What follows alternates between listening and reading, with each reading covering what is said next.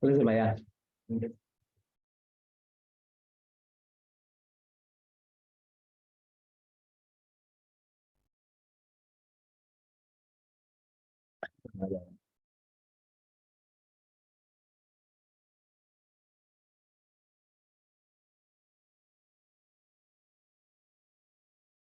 Assalamualaikum warahmatullahi wabarakatuh.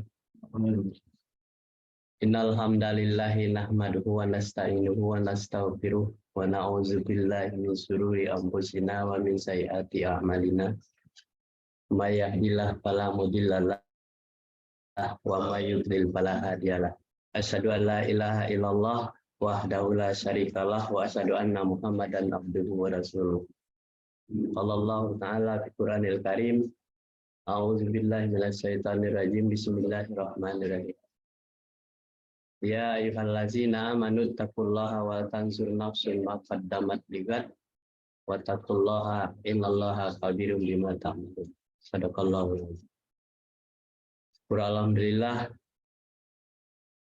aturkan kehadirat Allah Subhanahu wa taala pagi hari ini secara berkesinambungan kita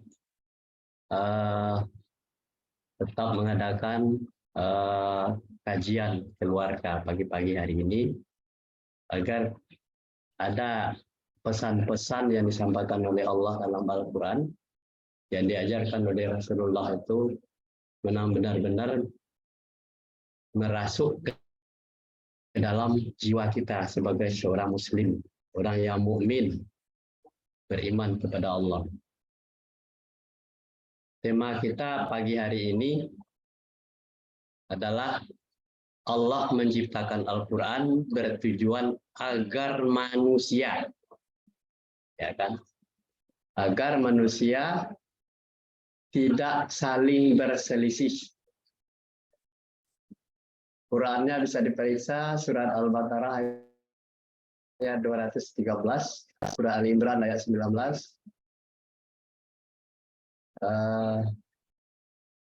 surat 17 ayat 53, ya. Kemudian surat 16 ayat 64. Ini masalah tidak saling berselisih.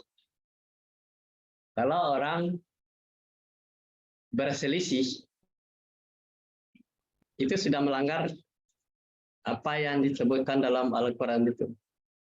Berarti sudah melanggar Al-Quran. Jadi kalau suka berselisih, ini Al-Quran ini sudah tidak ada lagi di dalam diri manusia itu. Selalu berselisih terus. Kenapa? Allah menyatakan tidak boleh berselisih, tidak boleh berselisih, tetapi kita berselisih. Nah, ini Al-Qur'annya. Ditanya oleh Allah, kenapa kamu harus berselisih? Kan sudah diberitahu, Allah bilang tidak saling berselisih, ya kan? Allah bilang tidak saling berselisih, kok kamu berselisih? Ini kamu siapa? Nah, itu persoalan. Kemudian tidak saling bermusuhan. Allah itu supaya manusia itu aman, tidak boleh bermusuhan. Di surat 5 ayat 91. Ya kan? Surat 5 ayat 91. Tidak boleh bermusuhan. Kalau bermusuhan kemana? Melanggar. Surat 5 ayat 91 ini. Kemudian tidak saling bertengkar. Nah, kalau bertengkar itu sudah melanggar ini nih. Surat 16 ayat 90. Ya kan? Nanti kita baca ayat surat masing-masing. Kemudian tidak saling merusak. Ya. Surat 7 ayat 56 dan 85. Tidak boleh merusak. Jadi berselisih, bermusuhan, bertengkar, merusak itu sinonimnya, ya kan? Semuanya jurus-jurus negatif. Tidak suka Allah, tidak boleh. Kemudian tidak saling benci dan dengki. Di surat 5 ayat 91, surat 3 ayat 19. Tidak boleh benci dan tidak boleh dengki. Kemudian dan tidak menjadi susah. Jadi kalau Al-Quran itu membuat orang jadi susah, sebenarnya Al-Quran itu membuat orang senang. Kalau menjadi susah, ini ada apa masalahnya? Yang ada di dalam diri kita itu ada apa? Kok bisa menjadi susah? Al-Quran itu jadi susah. Kita tidak sempat lah, kita tidak mau lah. Nah, ini adalah masalah. Masalah itu ada di dalam diri kita sendiri. Nah, jadi kalau Allah yang menciptakan Al-Quran bertujuan agar manusia tidak saling berselisih, tidak saling bermusuhan, tidak saling bertengkar, tidak saling merusak, tidak saling dengki, benci dan dengki, tidak menjadi susah. Ini peringatan kepada manusia, bukan hewan. Ini manusia yang disebut ini. Agar manusia, ini manusia apa bukan? Kalau manusia tidak boleh berselisih, tidak boleh bermusuhan, tidak boleh bertengkar, tidak boleh merusak, tidak boleh benci dan dengki, tidak menjadi susah. Kenapa bisa terjadi manusia itu berselisih, bermusuhan, bertengkar, merusak, benci dan dengki, menjadi susah? Kata Allah, itu semuanya yang ada di bumi, langit, dan seisinya, itu kamu nikmati saja. Jangan sampai nikmat itu tidak disyukuri. Jadi orang tidak bersyukur nikmat itu dia berselisih, bermusuhan, dia bertengkar, dia merusak aja. Dengki dan benci aja. Itu semuanya kan saya yang punya. Termasuk diri kamu sendiri. Allah yang punya, Allah yang menciptakan. Yang kita nikmati udara yang kita hirup itu Allah yang punya. Flora, fauna boleh kamu makan, tetapi yang tidak boleh ini. Tidak boleh ini. Berselisih, bermusuhan, merusak, benci dan dengki, dan jadi susah.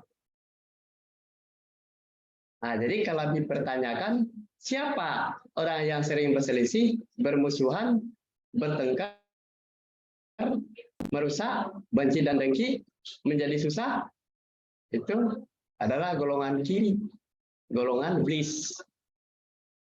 Nah, kalau orang melihat iblis itu tidak usah susah-susah, lihat aja orang begini, perilakunya seperti ini, iblis. Kalau iblis, tujuannya kemana? Melanggar Al-Quran. Ya kan? Tidak mengakui adanya Al-Quran, tidak mengakuinya ada Allah. Allah yang menciptakan Al-Quran itu. Ini masalah.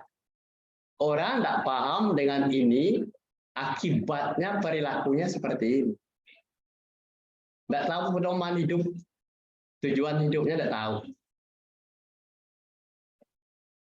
Kata Allah, supaya kamu aman, damai, dan sejahtera, selamat dunia dan akhirat, ini yang dihindari. Berselisih, bermusuhan, bertengkar, merusak, benci, dan dengki, menjadi susah. Ini dihindari. Kenapa Allah itu suka kepada yang baik-baik saja?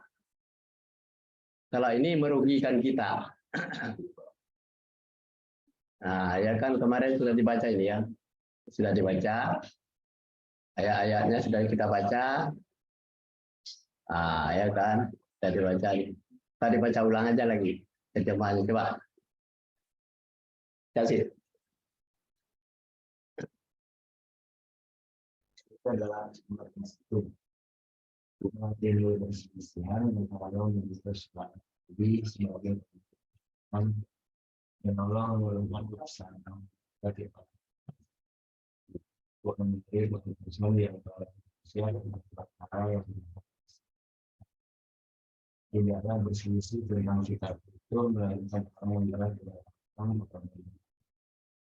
ya pusat dan kepada mereka teman teman karena mungkin dia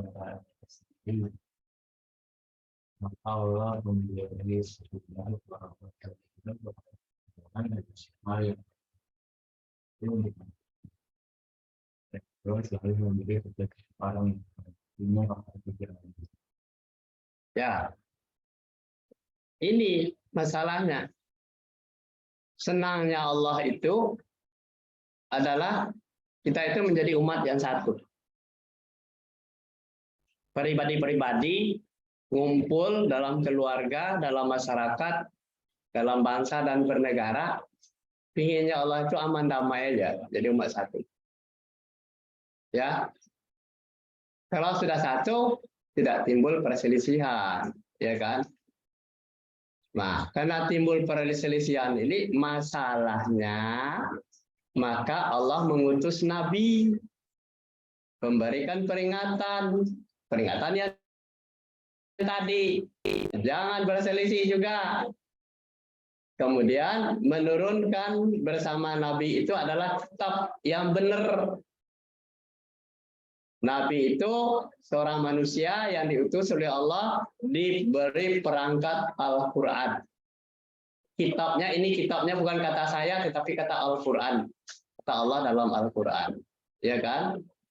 Nah, kemudian keputusan yang ada di dalam Al-Quran itu pengadilannya adalah di antara manusia tentang ya perkara mereka, kenapa mereka berselisih itu. Kalau saya ini sudah terlanjur salah, karena tidak ada pedoman, makanya saya berselisih. Maka diturunkan Al-Quran ini pedomannya loh, jangan kamu berselisih. Tidak berselisih, nah ya kan, tentang kitab. Nah, kitab tidak boleh diperselisihkan lagi, dipertentangkan. Oh ini, kitab itu, kitab A, kitab B, kitab C, tidak. Melainkan orang yang telah ya kan didatangkan kepada mereka kitab, kan kitabnya sudah ada tuh. Nah, setelah dalam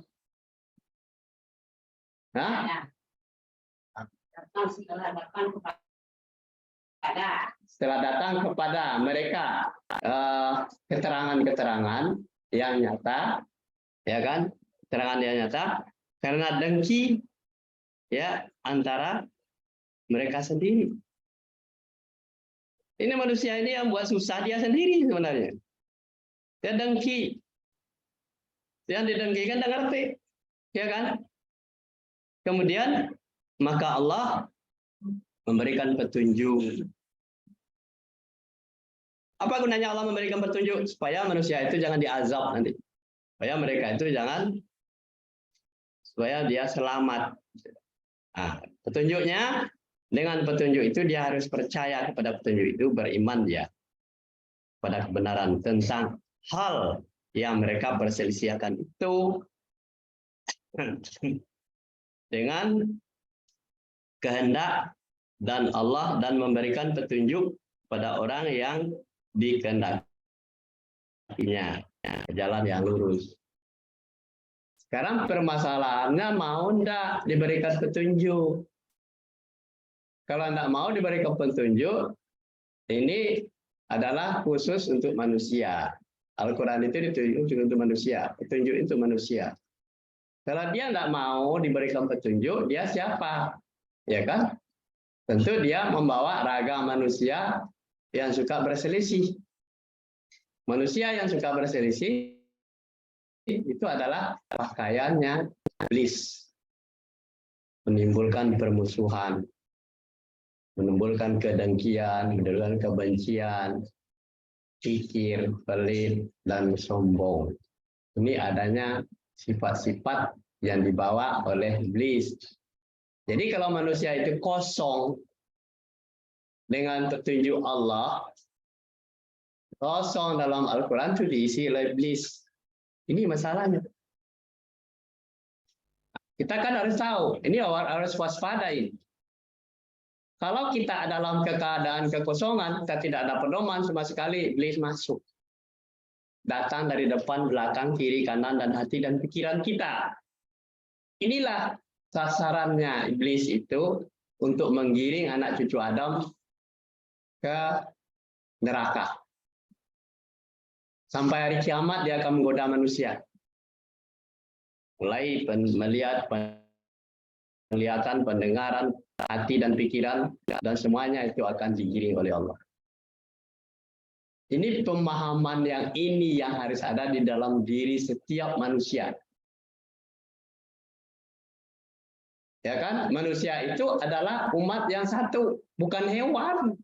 Ini adalah manusia. Manusia umat yang satu, bukan hewan. Kalau hewan tidak bisa. Beda manusia dengan hewan adalah manusia itu punya akal. Tapi hewan punya otak, tapi tidak punya akal. Nah, manusia bisa, dengan akal itu dia bisa membedakan mana yang baik, mana yang buruk. Di mana ada baik dan buruk itu adanya beritanya, keterangannya di dalam Al-Quran yang diajarkan oleh Nabi Muhammad SAW kepada manusia. Tuh, kita lanjut. Baca terjemahannya lagi. Itu untuk menguatkan yang tadi.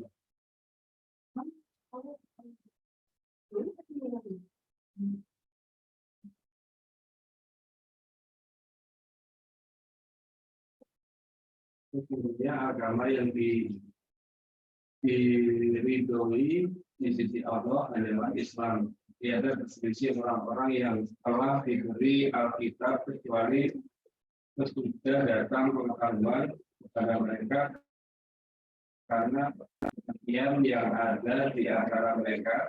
Barang siapa yang kafir terhadap ayat-ayat Allah, maka sesungguhnya Allah sangat cepat hisabnya. Ya. Petunjuk tadi ada Al-Quran. Kemudian agama adalah yang diredai Allah di sisi Allah itu hanya Islam saja.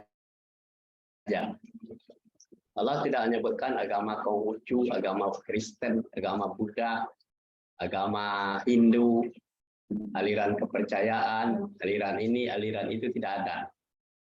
Tetapi Islam itu yang diredai oleh Allah. Kalau ada orang ngarang, ini agama itu, agama itu, tidak ada. Sebab Al-Quran yang bicara di surat 3 ayat 19. Islam, dah. Betul? Kalau orang Islam itu, dia sudah menyatakan dirinya Islam, asyhadu alla ilaha illallah wa asyhadu anna Muhammadar Rasulullah. Aku bersaksi tiada Tuhan melainkan Allah dan Muhammad itu perintah pesuruh Allah. Kesaksian Islam itu asyhadu alla ilaha illallah wa asyhadu anna Muhammadar Rasulullah. Itu orangnya yang bicara itu. Tiada Tuhan melainkan Allah. Bersaksi tiada Tuhan melainkan Allah. Tidak ada Tuhan yang lain, tetapi adalah Allah Tuhannya, satu-satunya. Kemudian Muhammad Rasulullah, utusan Allah, harus diakui bahwa Muhammad itu adalah yang membawakan ajaran-ajaran Allah itu kepada manusia tadi.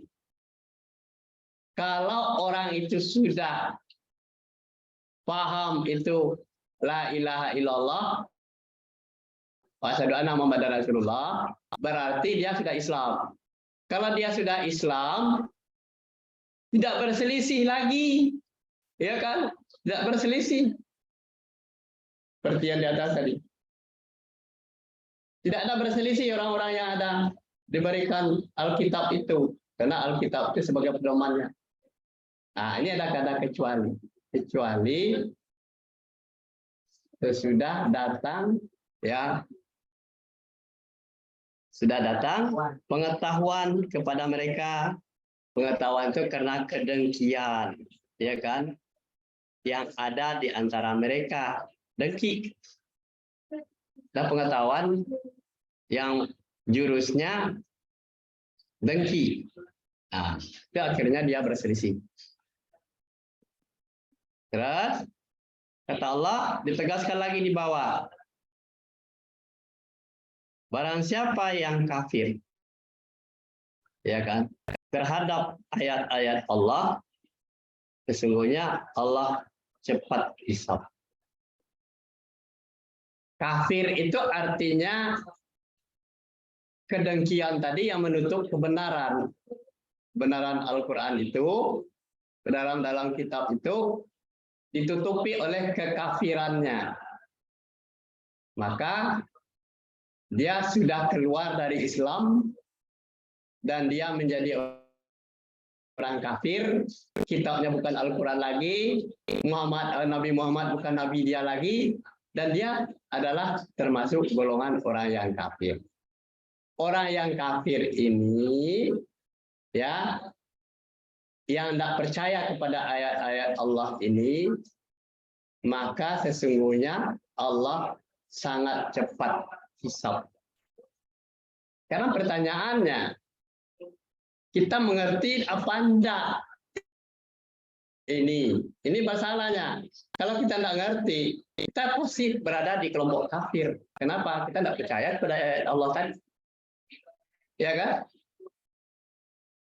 Barang siapa yang kafir, ini peringatan. Barang siapa yang mencuri dihukum.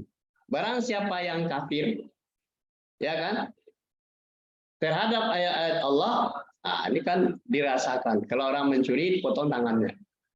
Tetapi kalau dia kafir terhadap ayat-ayat Allah, tidak mau mendengarkan ayat Allah, tidak mau mengikuti perintah Allah, tidak mau menjadi mempelajari ayat-ayat Allah, Allah cepat hisab.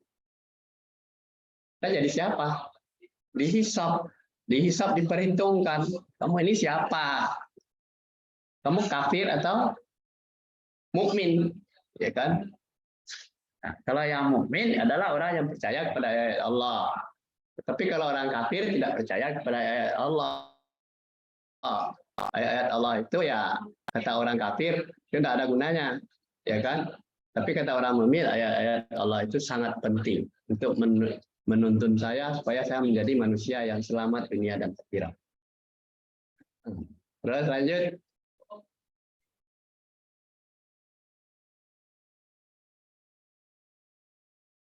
Kami dapat kontak dan mendapat mereka mendapatkan video baik itu menunjukkan kebutuhan kemudian ya, kata Allah kepada Muhammad, kamu yang berhadapan dengan manusia, kamu diutus kepada manusia, katakan kepada manusia yang di hadapanmu, atau yang tetangga kamu, keluargamu sendiri, itu hamba-hambaku, itu Allah semuanya, hamba Allah itu semuanya. Hendaklah mereka mengucapkan perkataan yang baik, benar. Nah, dan Allah mengatakan, ucapkanlah perkataan yang merusak, yang dengki benci, tidak ada. Tetapi di sini adalah perkataan yang baik dan benar. Jadi kita itu disuruh jujur, ya kan? Baik dan benar. Sesungguhnya setan itu menimbulkan perselisihan di antara mereka. Sesungguhnya setan itu adalah musuh yang nyata bagi manusia. Nah, jadi kalau orang tidak mengatakan hal yang baik dan benar, tidak menyenangkan, ya, ini berarti orang yang tidak mengatakan perkataan yang baik. Wujud-wujudnya berselisih, wujud-wujudnya bermusuhan, dengki, benci, pelit, kikir, dan sombong, dan perang, bertentangan. Ini adalah bukan perkataan yang baik. Sesungguhnya setan itu, siapa orangnya yang tidak mau berkata baik? Sesungguhnya setan dia itu. Ya, itu sebab menimbulkan perselisihan terus. Orang yang tidak mau berkatakan perkataan yang baik itu dia setan. Jangan cari-cari setan jauh lagi. Sebab dia menimbulkan perselisihan terus di antara mereka. Sesungguhnya setan itu adalah musuh yang nyata bagi manusia.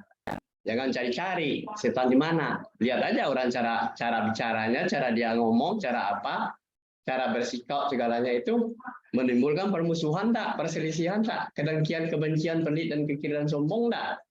Kalau itu adalah itu setan. Setan itu jangan nuduh yang tidak kelihatan, yang nyata dari perkataan yang benar. Berselisih lah orang akibat. Bermusuhan dah.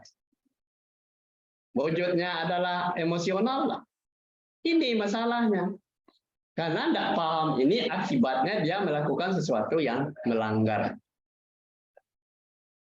Nah, kalau orang misalnya setelah meninggal akan dibawa ke kubur, akan diangkat keranda mayatnya, ditanyakan, apakah si fulan ini baik? Jawaban orang di sekeliling itu apa? Baik. Baik. Itu kan jawaban penyaksian itu. Tetapi yang tahu baik apa buruknya adalah dia diri sendiri. Tidak bisa dengan pengakuan orang bahwa si fulan itu baik atau buruk. Tapi dia membawa apa? Ini masalahnya. Terus lanjut. Paham kan ya? Terus lanjut. Gimana? Dan kami tidak menurutkan padamu angkitan. Agar kami berangkat menjelaskan kepada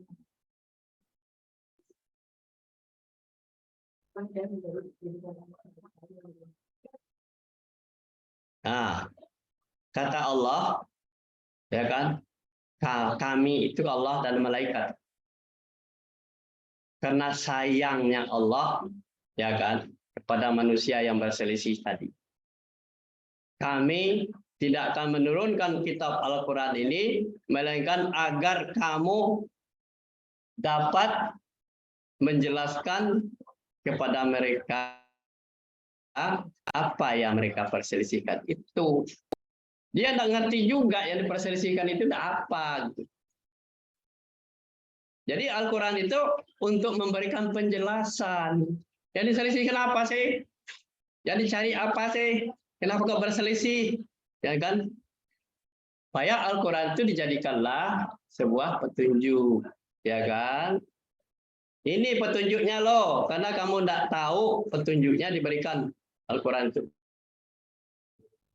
Agar kamu dapat menjelaskan kepada mereka apa yang mereka perselisihkan itu. Dan menjadi petunjuk dan rahmat bagi kaum yang beriman. Ngerti tidak? Menjadi petunjuk dalam Al-Quran itu. Beriman tidak dia kepada Al-Quran. Ini masalahnya. Orang tidak ngerti ayat ini, pemahamannya, maka dia berselisih. Apa yang berselisihkan? Sebenarnya tidak ada gunanya. Ya kan? Oke, lanjut. Nah, kita selisih. Terus lanjut.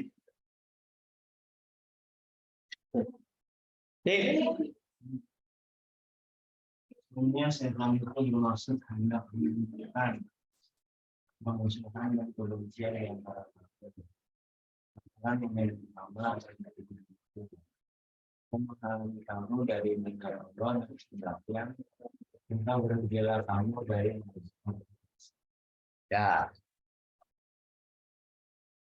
ya itu kata Allah. Kalau kata sesungguhnya setan itu siapa? Orang yang suka berselisih. Bermaksud hendak menimbulkan permusuhan. Cari-cari masalah. Apa musuh nih? Lanjut. Ya kan?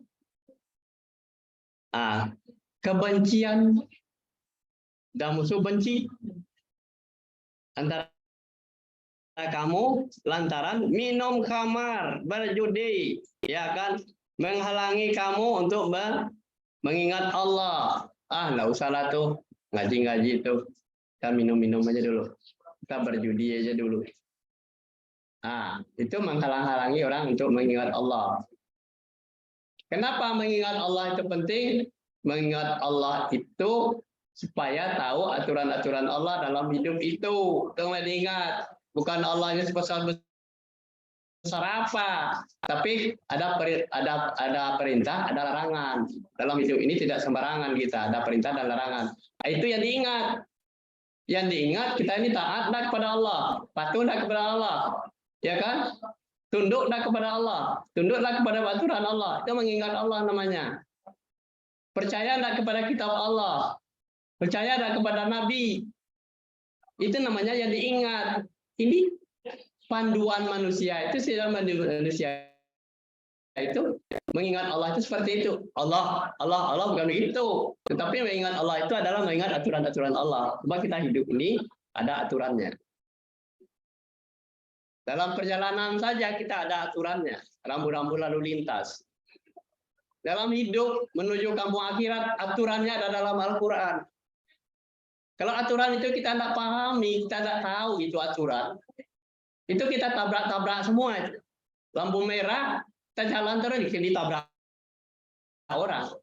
Lampu hijau kita berhenti terus. Padahal kita harus terus, ditabrak orang lagi. Ini aturan. Iya kan?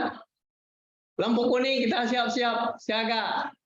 Berarti kita start, jangan dimatikan ya mesin. Dalam kuning lampu. Hidupkan, start. Gitu. Jadi itulah lampu hijau langsung berangkat. Jadi ada keteraturannya itu. Al-Quran mendampingi manusia-manusia yang bodoh tadi dengan supaya dia terang perjalanan hidupnya sampai kampung akhirat. Ya. Dan sembahyang. Maka berhentilah kamu mengerjakan pekerjaan itu. Apa pekerjaannya tadi? Minum khamar, judi, ya kan? Menghalang-halangi orang untuk berbuat baik, mengingat Allah. Jangan sholat dulu, ntar aja, nanti lanjut. Nanti juga bisa sholat tobat. Terus lanjut.